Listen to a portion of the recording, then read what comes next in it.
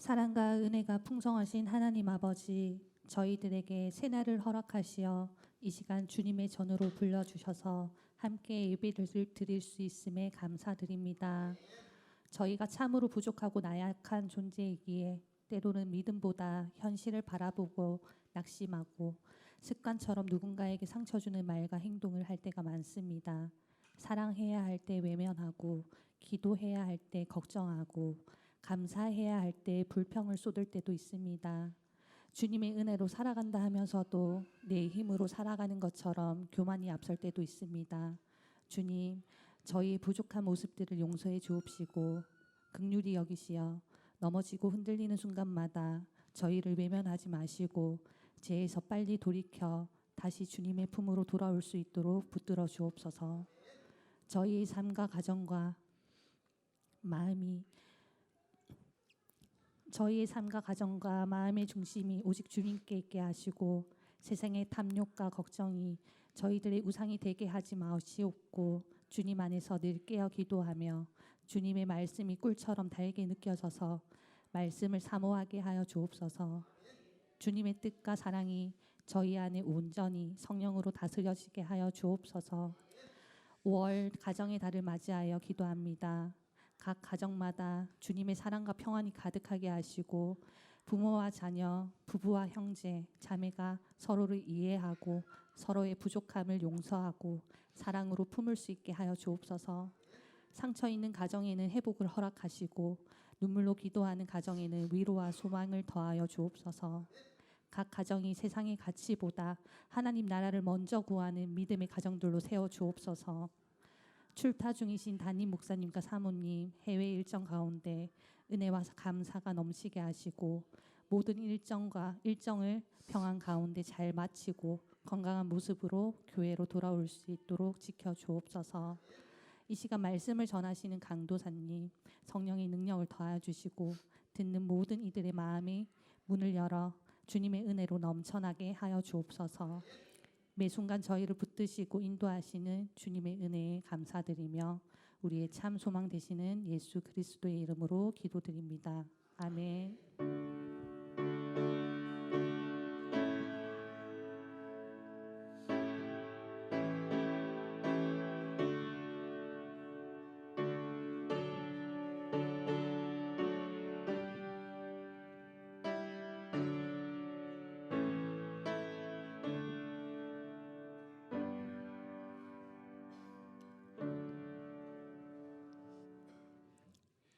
네, 오늘 본문 에베소서 1장 1절에서 3절입니다.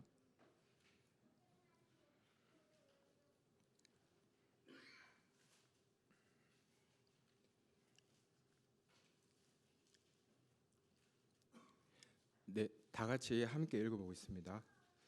하나님의 뜻으로 말미암아 그리스도 예수의 사도 바울은 에베소에 있는 성도들과 그리스도 예수 안에 신실하신 자들에게 편지하노니 하나님 우리 아버지와 주 예수 그리스도로부터 은혜와 평강이 너희에게 있을지어다. 찬송하리로다. 하나님 곧 우리 주 예수 그리스도의 아버지께서 그리스도 안에서 하늘에 속한 모든 신령한 복을 우리에게 주시되. 아멘. 네. 오늘 저의 아주 미숙함에 마음을 뺏기지 마시고 집중이 안 되시면 눈을 감고 들으셔도 됩니다. 네. 저와 여러분 모두에게 오늘 말씀을 통해서 하나님의 은혜가 있기를 간절히 원합니다. 네, 사도 바울이 여러 곳으로 쓴 편지들을 읽을 때마다 우리가 염두해 두어야 할 것은 하나님께서는 그 편지들이 어느 한 시대나 특정한 사람에게만 유익이 되는 것이 아니라 영원히 그리고 일반적인 의미에 있어서 교회 전체에 유익이 되기를 원하신다는 것입니다. 진실로 그 편지들 안에 포함된 가르침들을 잘 생각해 본다면 우리는 하나님의 뜻이 그 편지를 통하여 세상 끝날까지 선포되리라는 것과 그분은 우리에게 너무 큰 관심을 갖고 계시기 때문에 우리의 구원을 촉진시킬 수 있는 그 어떤 것도 간과하시거나 잊으신 적이 없다는 사실을 쉽게 알아차릴 수 있습니다. 먼저 바울은 이미 복음 안에서 가르침을 받았던 사람들에게 확신을 줌으로써 그들로 하여금 복음은 참되고 완벽한 지혜로서 그들이 의지해야 할 토대라는 것과 또 이 복음에 무엇인가를 덧붙이는 행위는 부당한 일이라는 것을 알게 하려 하고 있습니다. 바울은 우리 주 예수 그리스도를 통하여 전파되고 또 그의 복음에 의하여 우리가 참여자가 될 수 있었던 하나님의 은혜는 너무나도 훌륭한 것이기 때문에 만약 우리가 아무런 심이나 만족을 얻지 못한 사람들처럼 이리저리 허둥대며 돌아다닌다면 우리는 지극히 배은 망덕한 사람이 될 것이라고 말합니다. 그리고 그는 우리들이 그분 외에 다른 곳에서 도움을 구하지 않도록 하고 또한 그분이 우리를 위해서 필요한 모든 일을 하셨음을 확신할 수 있도록 하기 위하여 그리스도 안에서 우리가 얻은 것들이 무엇인지 보여줍니다. 한편으로 그는 그리스도는 교회에 필요한 것들을 너무도 잘 공급해 주심으로 만약 우리가 그분이 제공하는 선물들을 사용하는 방법을 알기만 한다면 우리는 충만하고도 완전한 행복을 얻을 수 있으리라고 말합니다. 이것과 더불어 그는 복음의 진리 안에서 교육받았던 사람들을 향하여 성결한 삶을 살아나갈 것과 하나님의 교회 안에서 마땅히 해야 하는 방식을 따라 자기들이 그동안 얻어왔던 모든 유익을 밝히 드러내 보일 것을 공고합니다. 이런 공고들은 에베소시나 어느 특정한 지역 혹은 어느 한 세대나 시기에만 도움이 되는 것이 아닙니다. 오늘날 마귀가 우리를 악에 빠뜨리기 위하여 줄기차게 노력하고 있는 것을 볼 때 우리는 이런 말씀을 통하여 더욱더 권면받을 필요가 있습니다. 마귀는 우리들을 예수 그리스도의 가르침으로부터 완전히 떠나게 할 수 없을 때면 어떤 형식으로든 그 가르침이 우리에게 미운 것이 되게 하고 우리로 하여금 새로운 호기심에 빠지게 하며 또 이미 받았던 믿음에 만족 못한 채 동요하도록 만들기 위해 애씁니다. 우리가 그런 헛된 생각으로 불안해할 때마다 거기에는 하나의 구멍이 생깁니다. 그리고 그 구멍은 이전에 배웠던 모든 것들에 대한 기억을 지워버리고 우리의 믿음의 순결성을 부패케 하고 왜곡시키는 여러 가지 헛된 일들과 그릇된 교리들을 받아들이게 할 것이 분명합니다. 그러므로 우리는 이 편지 안에 포함된 가르침들은 바로 오늘날의 우리를 향한 것이며 우리에게 주어진 것임을 알 수 있습니다. 또한 우리는 하나님께서 놀라우신 섭리로 모든 일들을 미리 그렇게 준비하셨으므로 우리는 우리 자신을 세워줄 복음의 근거를 스스로 가지지도 못하며 또한 그러한 근거 위에서는 우리의 신앙이 날마다 자랄 수도 없으므로 우리는 완전에 도달할 때까지 계속해서 앞으로 나아가야 함을 알 수 있습니다. 먼저 바울은 자기에게 속해 있는 권위, 즉 하나님께로부터 그에게 부여된 사도의 권위를 주장합니다. 이것은 비록 자기의 말이 죽을 수밖에 없는 인간의 말이기는 하지만 그것으로 인해 사람들이 자기의 인격에 대해 논란을 벌이며 시간을 낭비하지 않도록 하기 위함입니다. 참으로 우리는 주 예수 그리스도는 우리가 배워야 할 유일한 선생님입니다. 왜냐하면 우리가 귀 기울여야 할 분은 오직 그분뿐이며 다른 어떤 사람도 아니라는 것이 그분께 대한 하늘의 증언이기 때문입니다. 하늘의 뜻은 언제나 교회를 하나님 당신께로 이끄시는 것과 하나님 당신의 말씀이 아무런 반대 없이 받아들여지는 것이었습니다.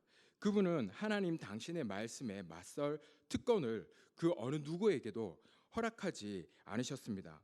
그리고 예수 그리스도가 그의 아버지이신 하나님을 대신하여 내려오셨을 때 그것을 바로 그분 자신이 육신을 입으신 하나님이시며 변화될 수 없는 진리 자체이시고 또한 만세 전부터 계셨던 하나님의 지혜이셨기 때문입니다. 그러므로 사람들은 어떤 말을 할 때 그것을 자신들의 이름으로 말해서는 안 되며 자신의 상상력과 지식의 힘에서 나오는 어떤 것을 내놓아서도 안 됩니다. 우리는 오직 하나님께서 우리에게 명하시고 허락하신 것만을 충실하게 말해야 합니다. 그러므로 이제 여러분은 바울이 다룬 곳에서와 마찬가지로 이곳에서도 이와 같은 서두, 즉 자기가 우리 주 예수 그리스도의 사도임을 알리는 서두를 사용하고 있는 이유를 알 수 있을 것입니다. 바울은 만약 어떤 사람이 자기 자신의 이름으로 말하며 자기 자신을 소개하려 한다면 그 사람은 오직 하나님께만 속한 것을 스스로 취하려 하고 있는 까닭에 몰지각한 사람이 될 수밖에 없다는 것을 하나의 확정된 원칙으로 삼고 있는 것입니다. 우리 주 예수 그리스도는 우리로 하여금 완전하고 흠없는 지혜를 얻도록 하기 위하여 보내심을 받은 분입니다. 그래서 바울은 다시 한번 자신을 그분에 의해 하나님에 의해 파송된 사도라고 부르고 있는 것입니다. 이 표현은 두 가지 사실을 전제하고 있습니다. 첫째는 바울은 자신에게 부여된 임무를 갖고 있었다는 것이며, 둘째는 그가 자신의 위치에서 충실한 봉사를 함으로써 그 임무를 적절하게 수행했다는 것입니다. 왜냐하면 비록 어떤 사람이 세상에서 가장 많은 재능을 부여받고 가장 훌륭하다 할지라도 만약 그가 자기의 충동을 따라 자신을 드러내려 한다면 그는 모든 질서를 무너뜨리는 셈이 되기 때문입니다.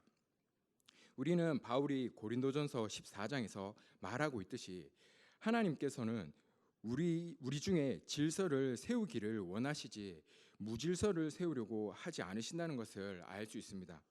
그러므로 말씀을 전하는 사람은 적어도 남들을 가르치는 자들은 하나님 앞에 소명을 받아야 한다는 것입니다. 즉 그런 사람들은 모든 사람들이 무분별한 열정을 이유로 자기를 드러내지 않도록 하기 위하여 하나님의 승인을 받아야 하며 자기에게 부여된 임무를 지녀야 한다는 것입니다. 그러나 여기서 바울의 소명에 대해 더 이상 이야기하는 것은 불필요합니다. 우리는 이미 하나님께서 자신이 그를 사도로 임명하신 것에 대한 증거를 어떻게 보여주셨는가를 잘 알고 있기 때문입니다. 실제로 그는 여기에서 이 문제에 관해 많은 이야기를 하고 있지 않습니다. 왜냐하면 그 사실은 이미 에베소 교회 안에 충분히 알려져 있었기 때문입니다. 그러나 우리는 갈라디아 교인들이 미혹하는 자들로 인하여 고통받고 바울의 건의뿐만 아니라 하나님의 이름까지 불명예스럽게 되었을 때 바울이 그 교인들을 향하여 자기가 받은 예수 그리스도의 사도직에 대한 정당한 존경은 신적 질서를 전복시키는 일이 없고서는 결코 빼앗길 수 없다고 말하면서 자신의 지위를 지켜 나갔던 것을 알고 있습니다.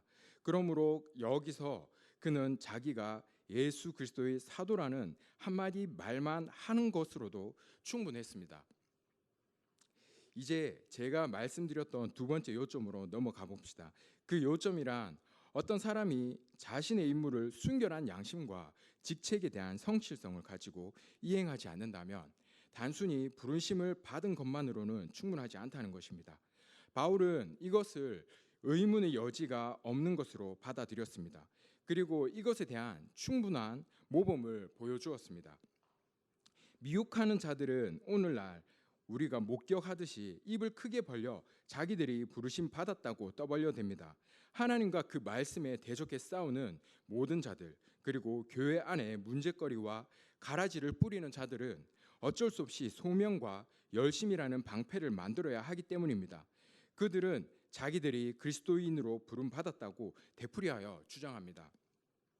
그러나 바울은 자기가 자기 스스로 나섰던 것이 아니며 교회를 세우는 일에 자신을 드리는 것 이상의 아무것도 구하지 않았음을 이미 충분히 입증해 왔습니다.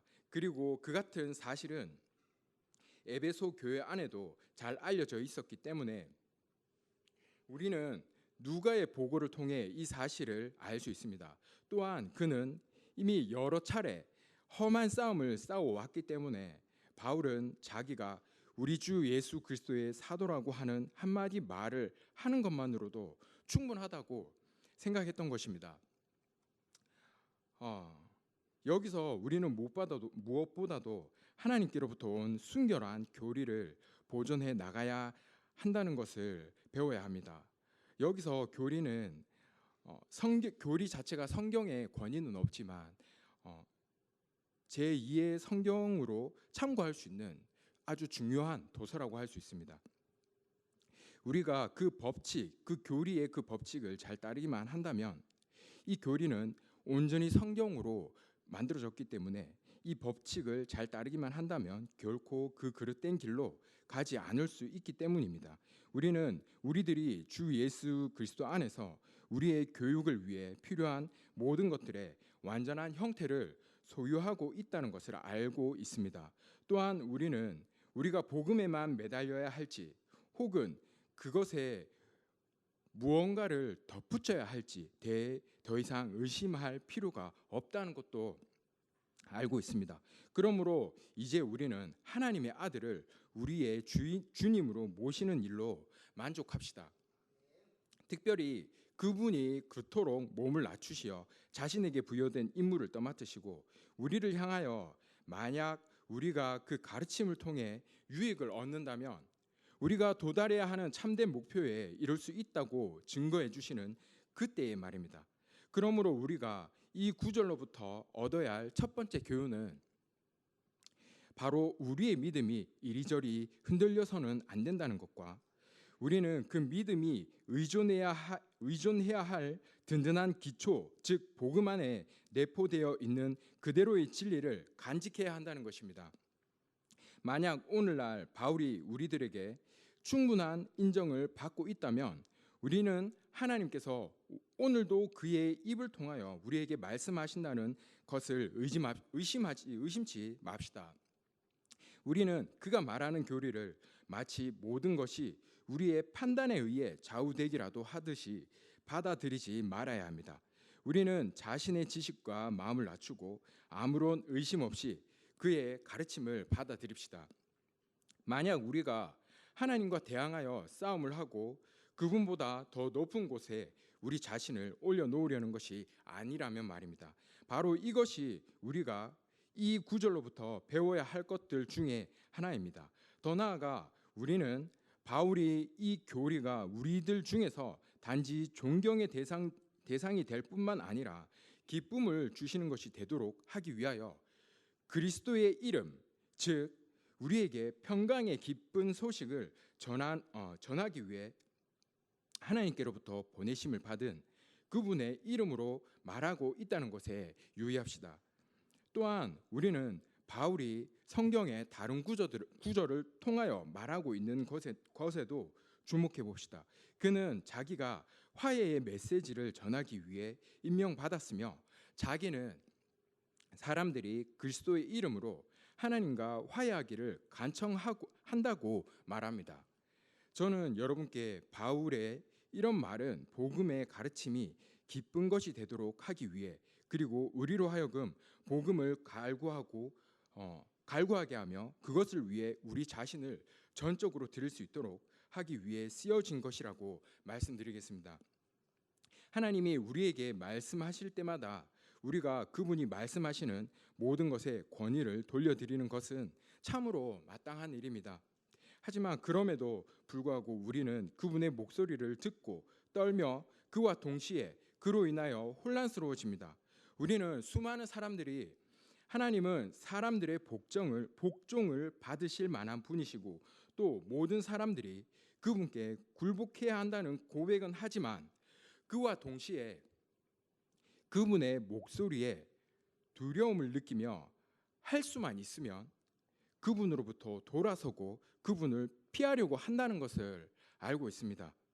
그러나 예수 그리스도께서 하나님과 인간 사이의 중보자로서 우리에게 말씀하실 때에 우리는 그에게 담대히 나아갈 수 있습니다. 왜냐하면 그때 우리는 더 이상 신의 산에 있는 것이 아니기 때문입니다. 신의 산에서 율법이 선포되었을 때 그곳에서는 번개가 치고 있었고 짐승이 다가오면 죽임을 당하도록 되어 있었습니다. 그러나 오늘날 우리는 그리스도께서 우리를 복음으로 공고하시어 하나님 당신이 우리에게 베푸시는 은혜를 받아들이도록 하시며 우리의 죄에 대한 모든 기억을 버리려 하신다는 것을 알고 있습니다. 그러므로 우리는 그분의 값없는 은혜를 힘입어 의롭다 하심을 얻도록 합시다. 그리고 그분과 평안을 이루고 그분께 복종합시다. 참으로 이 은혜는 우리를 배고픈 영혼처럼 그분께로 이끌어 그분이 주시는 하늘의 음식으로 배부르게 할 것입니다. 그러므로 우리는 바울이 자기 자신을 예수 그리스도의 사도라 칭할 때 그것으로부터 우리가 무엇을 기억해야 하는지 알 수 있습니다. 자, 졸리신데 대단히 죄송합니다. 자, 이제 다 끝났는데 우리 기지개 한번 이렇게 펴시고 졸음도 살짝 깨우시고 이제 다 정말 다 끝났거든요. 이제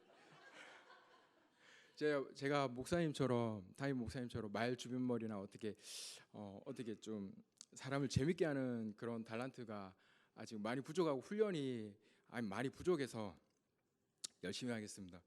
네, 계속 하겠습니다. 네, 바울은 자기가 하나님의 뜻에 따른 사도라고 말합니다.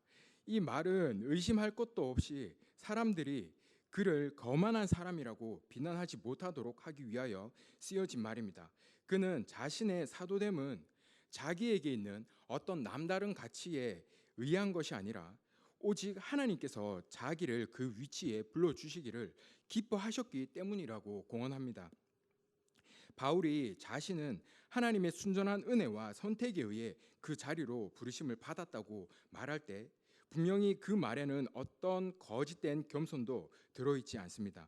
우리는 그가 성경의 다른 구절을 통하여 자기는 그런 명예를 얻을 만한 아무런 가치도 없으며 오히려 철저히 저주를 받아 마땅하다고 고백하고 있다는 것을 알 수 있습니다. 그는 고백하기를 하나님께서 기독교인들의 살인자였으며 순교자들의 피를 흘리게 했을 뿐만 아니라 또한 하나님과 그분의 말씀을 못 오겠던 자기를 그토록 높여주신 이유는 바로 자신이 하나님의 무한한 선하심에 대한 증거가 되도록 하기 위함이었다고 말하기 때문입니다. 그러므로 우리는 바울의 이런 고백, 즉 자기는 오직 하나님의 뜻에 따라 그 지위와 위치에 서게 되었다고 말하는 것에는 어떤 가식도 없음을 알 수 있습니다. 또한 이 말은 우리들이 하나님 말씀을 받아들일 때 그 말씀을 전하는 사람의 인격적, 보편적 기준에서 인격적 가치에 따라 그 말씀을 평가하지 않도록 하려는 커다란 목적 위에 쓰여진 것입니다. 왜냐하면 마귀가 하나님의 말씀에 대한 존경을 없애버리기 위해서 사용하는 일반적인 방법 중에 하나가 바로 우리 눈앞에 그 말씀을 전하는 사람의 인품을 제시하는 것이기 때문입니다. 분명 우리는 깨지기 쉬운 그릇들이며 아무런 가치도 없습니다. 그렇습니다. 우리는 깨진 그릇들보다도 못한 존재입니다. 하나님께서 당신의 말씀 사역자로 삼으신 사람들 속에 도대체 무엇이 있습니까? 더 더러운 죄인일 뿐입니다. 그러나 그 그릇이 아무리 형편없는 것이라 할지라도 그 안에 있는 보화는 측량할 수 없을 만큼 소중한 것들입니다. 그러므로 우리는 사람들이 죄에 대한 용서와 우리가 소망해야 하는 구원에 대해 증거할 때 우리의 믿음이 높이 일어날 수 있도록 해야 합니다. 또한 그 말씀을 전하는 사람에게 귀를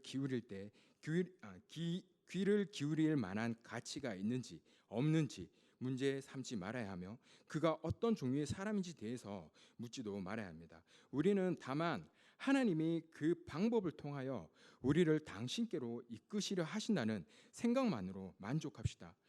바로 이것이 우리가 걸어야 할 길입니다. 만약 그 길로부터 벗어난다면 우리는 방황하게 될 것입니다. 다음으로 우리는 우리 자신을 하나님의 뜻과 법에 복종시켜야 하며 또한 비록 죽을 수밖에 없는 인간의 입으로 전해지는 것들이라 할지라도 그 가르침들을 저항 없이 받아들여야 한다는 것을 기억합시다. 우리는 하나님이 과연 천사를 보내시고 계시를 통해 우리를 가르치실 수 있는지를 묻는 사람들처럼 현명해져서는 안 됩니다. 또한 우리는 마치 자기가 성령을 마음대로 부릴 수 있는 듯이 허세를 부리면서 하나님께서 주시는 은사 받는 것을 경멸하는 자들처럼 현명해져서도 안 됩니다. 우리는 이런 식으로 사탄의 공격을 받아 혼란에 빠지지 않기 위하여 여기서 말씀되고 있는 것, 즉 하나님의 뜻은 복음이 사람들의 입을 통해 전파되도록 하시는 것이며 바로 사람들이 우리에게 증인이 되도록 하시는 것임을 깨달아야 합니다. 이 법으로부터 벗어나려는 사람은 누구나 하나님께서 그에게 구원의 확실하고도 변할 수 없는 증거를 주시려고 할 때에 그분의 손을 뿌리치는 것과도 같습니다. 하나님의 말씀을 전하기 위해 부르심을 입은 자들은 다시 한번 바울의 예를 통하여 겸손의 교훈을 얻어야 합니다. 만약 우리 자신을 바울과 비교한다면 우리는 어떤 사람들이겠습니까? 바울은 우리에게 자신과 어떤 선천적인 자격이나 능력에 의해서 선택된 것이 아니라 오직 하나님의 기뻐하시는 뜻에 따라 그렇게 되었다는 것을 보여주었습니다. 그러므로 우리는 우리의 모든 것은 하나님과 그분의 온전한 은혜로부터 온 것임을 고백합니다. 사도는 에베소에 있는 성도들과 그리스도 예수 안에 신실한 자들에게라고 말합니다. 여기서 에베소는 특정한 도시의 이름이 쓰여지고 있는 것은 사실입니다. 그러나 이 가르침은 우리 모두에게 공통된 것입니다. 하나님은 그 가르침을 오늘을 살고 있는 우리들의 유익을 위해 허락하신 것입니다. 또한 우리는 단지 바울에게뿐만 아니라 그를 보내신 바로 그분께 우리의 눈을 돌려야 합니다. 바울은 자기의 경주를 모두 마치고 죽었을지라도 하나님의 영은 불멸하시기 때문입니다. 어떤 일이 일어나건 간에 우리는 우리 자신의 유익을 위하여 바울이 예수 그리스도 안에 있는 성도들과 신실한 자들에게 했던 말들을 우리 마음에 새겨두어야 합니다. 비록 우리가 그때 그 장소에 살지 않았다 할지라도 우리는 하나님이 우리를 바울의 편지를 받았던 사람들과 함께 연합케 하기를 기뻐하신다는 것을 깨닫고 복음을 통하여 얻은 믿음 안에서 굳건히 설 수 있어야 합니다. 왜냐하면 성령의 뜻과 의도는 복음의 씨앗을 받았음에도 불구하고 여전히 연약하여 보다 더 강한 확신을 얻을 필요가 있는 모든 사람들에게 인내를 권고하시는 것이기 때문입니다. 예수 그리스도 안에 있는 성도들과 신실한 자들이라는 말을 주목해 봅시다. 바울은 여기서 인간의 모든 성결이란 하나님이 그들을 하나님 당신께 대한 봉사회로 부르시고 그들로 하여금 믿음으로 그 일에 헌신케 하시고 그들을 성결케 하시기 전까지는 모두가 하나님의 위선에 불과하다는 것을 보여주고 있습니다. 우리는 모두 천성적으로 더럽습니다.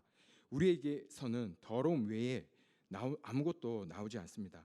만약 어떤 사람이 훌륭한 외양을 취한다면 그는 의로운 사람으로 생각될 것이고 모든 곳에서 그의 덕에 대한 칭찬을 들을 수 있을 것입니다. 마치 어떤 사람이 조금이라도 훌륭한 자질을 지니고 있다면 굉장한 명성을 얻을 수 있는 것처럼 말입니다.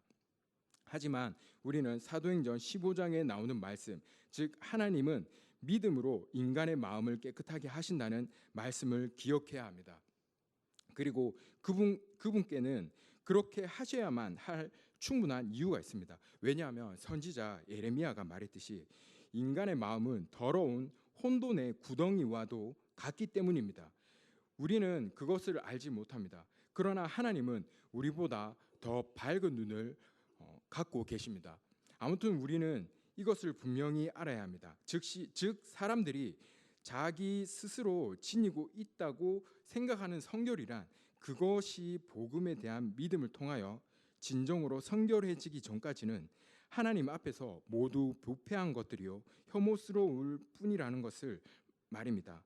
그러므로 우리는 믿는 자들의 성결 이외에는 어떤 다른 성결도 하나님께 받아들여지지 않으며 인정되지 않는다는 것을 원칙으로 알아야 할 것입니다. 그리스도인이 되지 않고서는 우리는 모두 장님이요 하나님께 마땅히 드려야 할 것을 드릴 수 없기 때문입니다. 교만 이상의 다른 신성 모독이란 없습니다. 그리고 이것이야말로 우리가 가질 수 있는 다른 모든 덕을 더럽히기 충분하지 않습니까?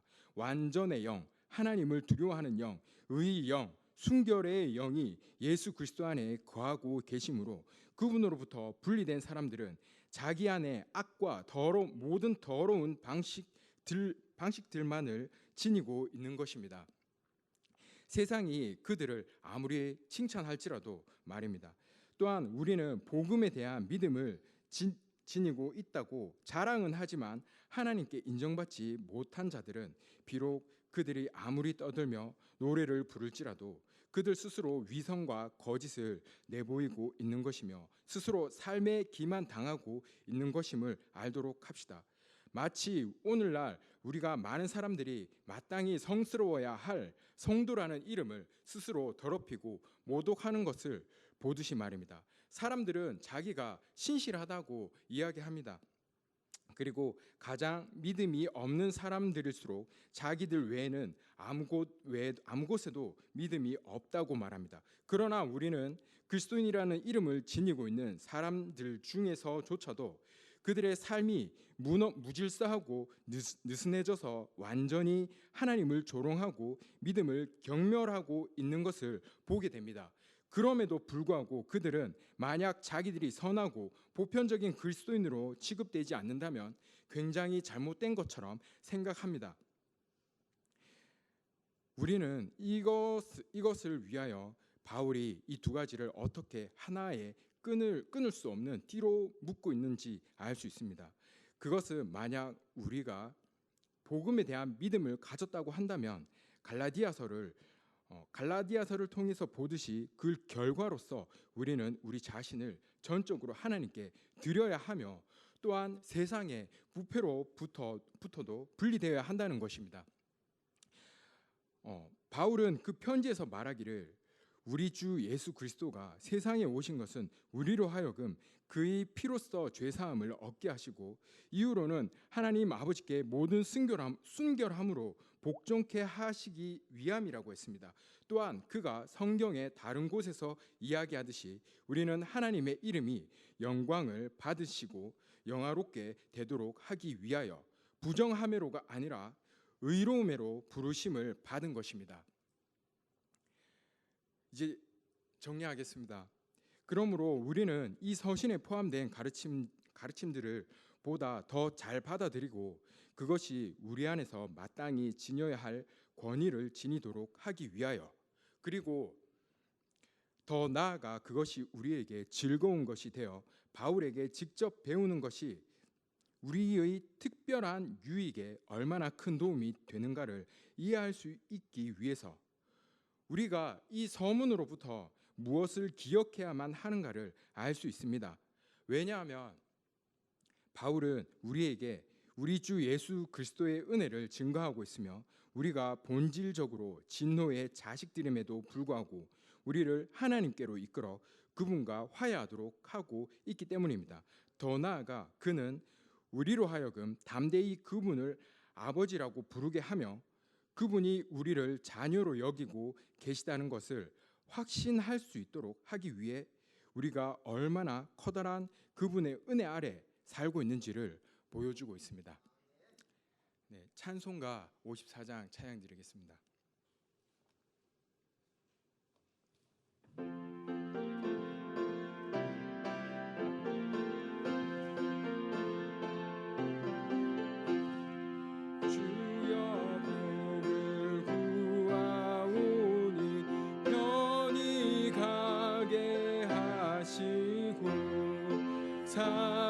사람마다 주 은혜로 이기도록 하시고 광야 같은 세상에서 항상 인도하소서 주여의 복된